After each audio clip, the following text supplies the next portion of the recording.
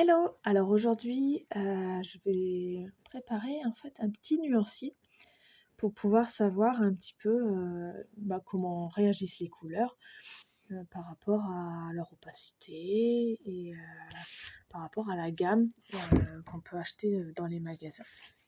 Mais aussi, avec mes petits mélanges personnalisés de pigments, naturels toujours et mes petites expériences en fonction de ce que je vais mettre dedans, ce que ça peut donner, comment la peinture va réagir, si elle va craqueler, si elle va briller, devenir mate, qu'est-ce qu'on peut changer en fait sur la matière.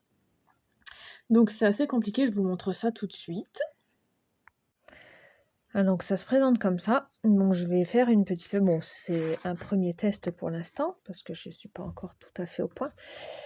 Ça va se construire en fait en fur et à mesure des années, où je vais acheter de la peinture, je vais acheter des différents peut-être liants pour faire ma peinture moi-même et voir un petit peu avec les pigments ce que je pourrais obtenir en fonction de, voilà, de ce que j'achète, de ce que je trouve.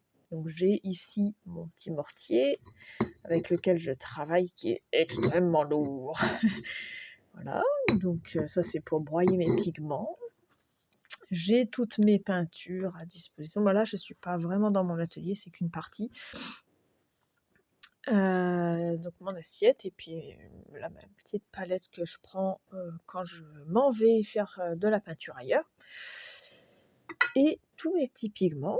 Donc là, par exemple, ici, un petit peu de sable et de terre qui provient d'un mur, en fait. Voilà, d'un vieux mur de maison en pierre. Donc c'est une sorte de torchis, en fait. Voilà, je vais essayer de mettre un petit peu des différentes farines, tout ça, pour voir un petit peu quelle viscosité, quelle texture je peux avoir. Rajouter de l'huile, rajouter de l'eau, faire des mélanges entre les différentes gammes de peinture. Bon là, pour l'instant, je suis sur les primaires d'études. Voilà, jaune primaire, par exemple, de chez I Love Art ou chez PBO. Les différentes gammes de peinture.